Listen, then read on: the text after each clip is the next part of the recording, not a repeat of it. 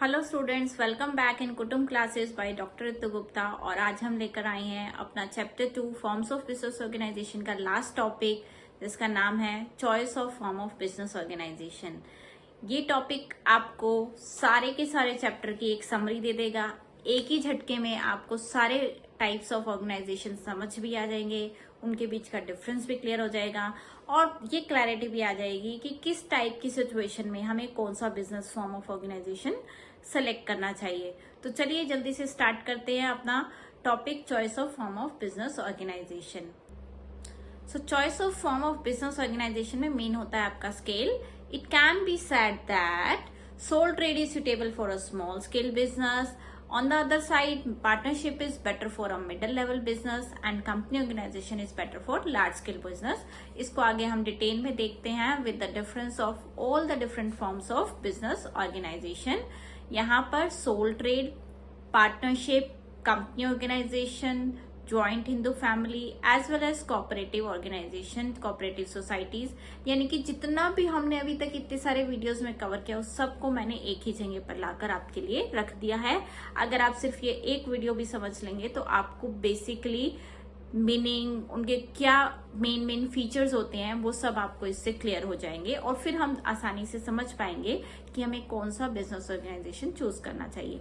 तो अगर मैं फॉर्मेशन की बात करूं तो सबसे आसान किसमें है, जहां पर लीगल फॉर्मेलिटीज नहीं है। सोल ट्रेड में कोई लीगल फॉर्मेशन नहीं है। पार्टनरशिप में भी इजी है क्योंकि सिंपल एक एग्रीमेंट ही करना होता है दोनों पार्टनर्स को अपने बीच में। कंपनी ऑर्गेनाइजेशन डेफिनेटली अभी जस्ट हम करके हटे हैं पिछले वीडियो में। It is a very tedious process of registration and incorporation of a company. यहाँ ज्वाइंट हिंदू फैमिली में एज सच कोई लीगल फॉर्मेलिटीज नहीं होती हैं, वो हिंदू लॉ के अकॉर्डिंग जनरेशन बाय जनरेशन चलता रहता है, तो इट इज इजी। बट अगर मैं कोऑपरेटिव सोसाइटी की बात करूं, जो कि कोऑपरेटिव सोसाइटी एक्ट 1912 के अंडर जाता है, तो वहां पर भी आपको लीगल फॉर्मेलिटीज को पूरा करना पड़ता है। तो वहां difficulty level as comparing to joint Hindu family और पार्टनरशिप और सोल ट्रेड रहेगा। गवर्निंग एक्ट, जहां लीगल फॉर्मेलिटी नहीं है वहां कोई एक्ट नहीं है। पार्टनरशिप में इंडियन पार्टनरशिप एक्ट 1932 है। कंपनी में कंपनीज एक्ट 2013 अप्लाई होता है। ज्वाइंट हिंदू फैमिली में हिंदू लॉ है, एक Mitakshara and Dayabhaga as we have already discussed. Cooperative society में कोऑपरेटिव सोसाइटी एक्ट 1912 है और स्टेट कोऑपरेटिव सोसाइटी एक्ट है 5 स्टेट्स के अंदर, जो हम डिटेल में डिस्कस कर चुके हैं। अब अगर रजिस्ट्रेशन की बात करूं तो क्योंकि वो non legal formality, no act, तो कोई यहाँ पर रजिस्ट्रेशन नहीं होगा। पार्टनरशिप का रजिस्ट्रेशन रिक्वायर्ड, कोई कंपल्सरी नहीं है। बट कंपनी ऑर्गेनाइजेशन और कोऑपरेटिव सोसाइटी, जहां पर आपके रजिस्ट्रेशन होते हैं, एक्ट अप्लाई हो रहा है, वहां इन दोनों केसेस में आपको कंपल्सरी है। बाकी 3 केसेस में ये कंपल्सरी नहीं है। फर्दर अगर मैं बात करूं लायबिलिटी ऑफ मेंबर्स की, तो लायबिलिटी ऑफ मेंबर्स जहां जितना आसान है सोल प्रोप्राइटरशिप को बनाना, उतना ही फिर लायबिलिटीज के केस में हमारी अनलिमिटेड लायबिलिटी, मेरी पर्सनल प्रॉपर्टीज भी उसके अंदर यूज हो सकती है अगर मुझे कोई डेट क्लियर करना है तो। Same in the case of partnership. But अगर मैं कंपनी ऑर्गेनाइजेशन की बात करूं तो वहां पर जितने आपके शेयर्स होते हैं, आपकी लायबिलिटी सिर्फ उतनी ही होती है। और ज्वाइंट हिंदू फैमिली में सिर्फ, अगर आपको याद हो, कर्ता की जो लायबिलिटी है वो आपकी अनलिमिटेड होती है, बाकी सब मेंबर्स की जो होती है लायबिलिटी लिमिटेड होती है। कोऑपरेटिव ऑर्गेनाइजेशन में भी आपने जितने भी नंबर ऑफ शेयर्स 1000 मिलाकर कोऑपरेटिव सोसाइटी बनाई है या 10,000 लाकर, जितना भी आपने इक्विटेबल कंट्रीब्यूशन किया है उतनी ही आपकी लायबिलिटी फिक्स होती है। नंबर ऑफ मेंबर सोल है तो क्लियर कट है कि 1 ही होगा। पार्टनरशिप के अंदर मिनिमम मेंबर 2 होते हैं, मैक्सिमम 50 होते हैं। पब्लिक कंपनी के अंदर मिनिमम 7, मैक्सिमम कोई लिमिट नहीं है। बट यही प्राइवेट कंपनी की बात करूं तो मिनिमम 2 होकर मैक्सिमम 200 हो जाते हैं। ज्वाइंट हिंदू फैमिली तो फैमिली है, फैमिली में जितने बच्चे बर्थ बाय बर्थ होते रहेंगे वो ऐड होते रहेंगे, तो इसमें एज सच मेंबर्स पर कोई रिस्ट्रिक्शन नहीं रहती है। हाँ, कोऑपरेटिव सोसाइटी में मिनिमम आपको 10 मेंबर्स चाहिए जिनको आप रजिस्ट्रार के पास नाम देते हैं। मैक्सिमम आपका 100 होता है इन the case of cooperative society, और बाकी की सोसाइटीज के अंदर कोई मैक्सिमम की लिमिट नहीं रहती है। अब देख रहे हो ना आप कितना इजी है, इससे आपको सारी ऑर्गेनाइजेशंस का एक ब्रीफ स्नैपशॉट आपको फटाफट से मिलता चला जा रहा है। नेक्स्ट देखते हैं transfer of ownership. Sole proprietorship है, मेरा बिजनेस मैंने चलाया, कोई लीगल फॉर्मेलिटी नहीं है, मैंने अपने बेटे को देना, अपने बेटे को जिसको मर्जी मेरे को देना है मैं दे सकती हूँ। पार्टनरशिप के अंदर अगर 2 पार्टनर 3 पार्टनर जितने भी हैं, कोई भी एक पार्टनर अपना शेयर देना चाहता है तो उसको बाकी पार्टनर्स की कंसेंट लेनी रिक्वायर्ड है। पब्लिक कंपनी में आप अपने शेयर्स ट्रांसफर कर सकते हैं, बट प्राइवेट कंपनी में रिस्ट्रिक्शंस होती हैं अपने शेयर्स को ट्रांसफर करने की, right. Joint in the family में तो फैमिली की प्रॉपर्टी है और कर्ता ही सब कुछ देखते हैं, वहां पर कर्ता का डोमिनेंस रहता है, तो वहां पर रिस्ट्रिक्शंस बहुत ज्यादा रहती हैं for the transfer of share. और सेम अगर मैंने कोऑपरेटिव सोसाइटी की मैं मेंबर हूं तो मैं अपनी मेंबरशिप किसी और को ट्रांसफर नहीं कर सकती।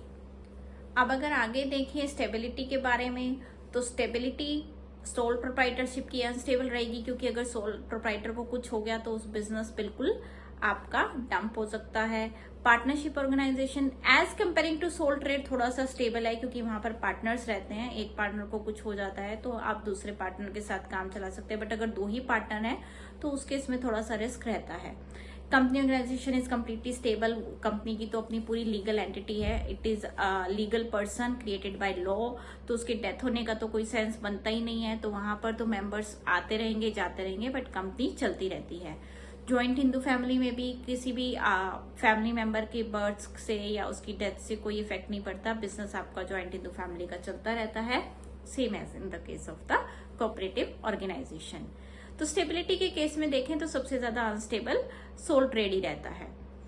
सीक्रेसी, क्योंकि अकेला पर्सन सोल ट्रेड को देख रहा है तो सीक्रेसी 100% है। यहाँ सीक्रेसी पार्टनर्स की ट्रस्ट के ऊपर ही डेवलप्ड है, पार्टनर्स जितना इंफॉर्मेशन अपने पास रखेंगे उतनी सीक्रेसी रहेगी।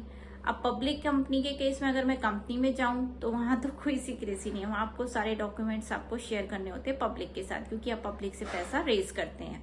प्राइवेट कंपनी के केस में सीक्रेट्स जो होते हैं वो जितने भी मेंबर्स उन्होंने रखे हैं उन सबके साथ शेयर करने होते हैं। अब बट वो अब कितनी ट्रस्ट फैक्टर्स के ऊपर ही सारा ट्रस्ट इश्यूज होते हैं कि वो कितना उसको सीक्रेट रखते हैं। ज्वाइंट हिंदू फैमिली में, ज्वाइंट हिंदू फैमिली का अपना बिजनेस है तो वो अपने सीक्रेट्स किसी को वैसे भी शेयर नहीं करते हैं, अपनी लीगेसी को वो आगे बढ़ाना चाहते हैं। कोऑपरेटिव ऑर्गेनाइजेशन में जितने भी मेंबर्स होते हैं वहां तक तो सबसे ज्यादा सीक्रेसी किस में मिलेगी? अनस्टेबल तो है सोल ट्रेड, बट जब सबसे ज्यादा सीक्रेसी किस में मिल रही है? सोल ट्रेड में। यानी कि अगर मुझे कोई ऐसा बिजनेस चाहिए जिसमें इंफॉर्मेशन के लीक होने से बिजनेस को नुकसान हो सकता है तो वहां तो हमें सोल ट्रेड ही करना चाहिए, है ना। सूटेबिलिटी, छोटे बिजनेस के लिए सोल ट्रेड बेटर है। अगर मुझे बिजनेस को एक्सटेंड करना है तो सोल ट्रेड नहीं, फिर तो मैं कंपनी के अंदर 1% कंपनी स्टार्ट करूंगी।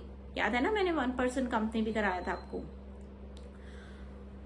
Next is suitable for medium business. Partnership में क्योंकि एक से ज्यादा बढ़ गए, थोड़ा सा आप बिजनेस का स्केल भी बढ़ा सकते हो, कैपिटल भी ला सकते हो, लोगों की मैनेजमेंट कैपेबिलिटी, डिसीजन मेकिंग की आपकी कैपेबिलिटी यूज होती है, तो वहां आप मीडियम स्केल पे काम कर सकते हो। कंपनी ऑर्गेनाइजेशन में आप जितना बड़ा बिजनेस स्टार्ट करना चाहते हो आप उतना बड़ा कर सकते हो। अब ज्वाइंट हिंदू फैमिली में तो ज्वाइंट हिंदू फैमिली का अपना बिजनेस है, वो स्मॉल भी हो सकता है, वो मीडियम स्केल भी हो सकता है, right. Cooperative organization, cooperative organization किसके लिए? Same, suitable for small and medium scale. वो प्रॉब्लम पे डिपेंड करता है कि कोऑपरेटिव सोसाइटी किस प्रॉब्लम को एड्रेस करने के लिए स्टार्ट की गई है। अब सबसे इंपॉर्टेंट पॉइंट, बंद कब कर सकते हैं? वाइंडिंग अप कब होगा? सोल प्रोप्राइटरशिप सिंगल पर्सन का सारा कंट्रोल है, तो उसकी जब अपनी मन की इच्छा होगी वो उसको बंद कर देगा, वो नहीं चाहता तो नहीं करेगा। सेम पार्टनरशिप पार्टनर्स की विल पे डिपेंड करता है। कंपनी में ऐसा नहीं होगा, कंपनी लॉ ने बनाई है तो लॉ के अकॉर्डिंग ही उसको डिसॉल्व किया जा सकता है। आज आप सोचे कि मैं कंपनी बंद कर दूं, no you can't. Joint Hindu family, सभी फैमिली मेंबर्स की परमिशन से, कंसेंट से ही वो बंद हो सकता है, ऐसे वो बंद नहीं हो सकता है। और कोऑपरेटिव सोसाइटी भी एक्ट के थ्रू बनी है तो वो भी एक्ट के थ्रू ही बंद होगा। तो अब अगर मैं देखूं, मुझे सारी डिफरेंसेस क्लियर हो गए कि कौन से बिजनेस में किस चीज का बेनिफिट मिल रहा है और किसका नहीं मिल रहा है, तो easily I can choose the form of organisation.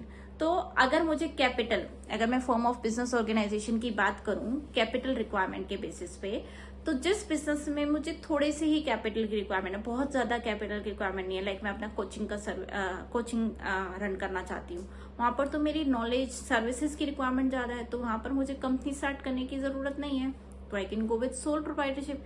But अगर मुझे लार्ज स्केल बिजनेस कोई मैन्युफैक्चरिंग इंडस्ट्री स्टार्ट करनी है तो मुझे वहां पर कंपनी ऑर्गेनाइजेशन के लिए जाना पड़ेगा। लाइबिलिटी ऑफ ओनर, अगर मैं ये देखती हूँ कि मुझे लिमिटेड लाइबिलिटी की ही ऑप्शन चाहिए, मुझे अनलिमिटेड लाइबिलिटी का पेन नहीं चाहिए, तो मुझे सोल और पार्टनरशिप को नहीं देखना चाहिए, मुझे सीधा सीधा कंपनी ऑर्गेनाइजेशन को चूज करना चाहिए।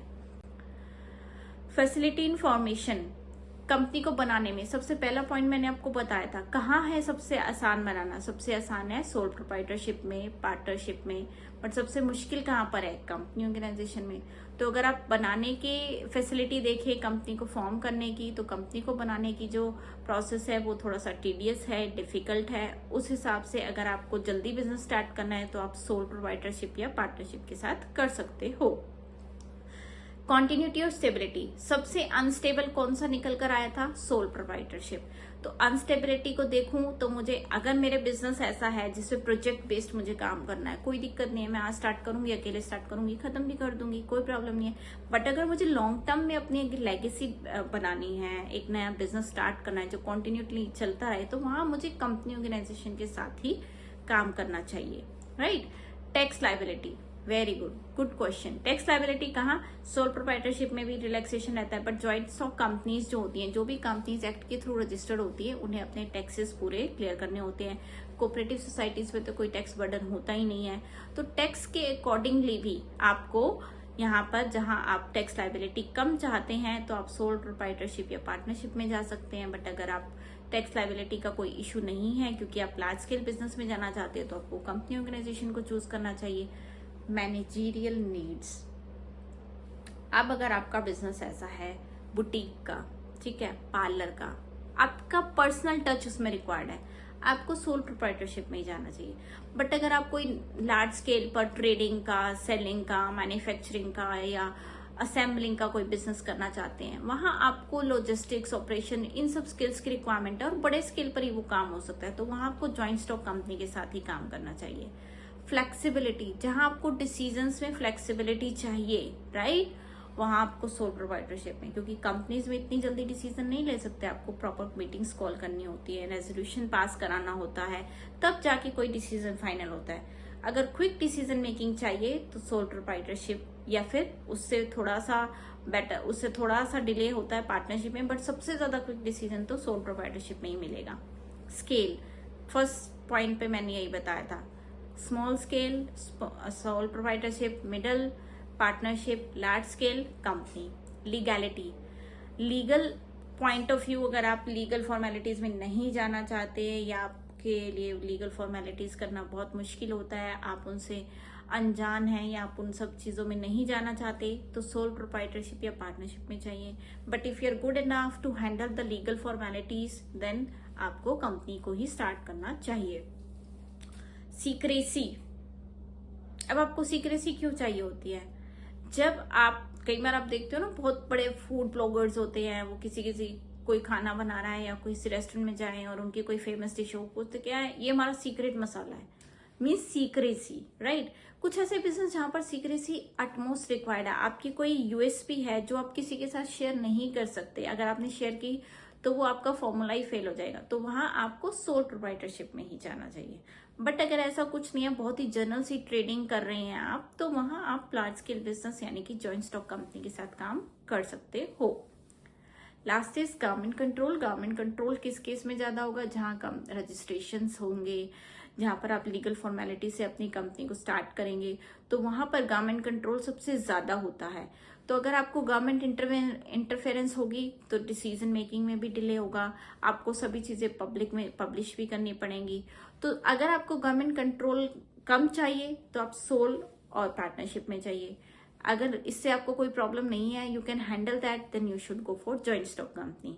तो देखा कितना आसान हो गया इन सबको समझना, सिर्फ डिफरेंस और ये पार्ट भी कर लोगे तो भी पूरे चैप्टर का आपको एक जिस्ट मिल जाता है। इससे आसान मुझे नहीं लगता आपने कभी भी ये डिफरेंस कभी किया होगा।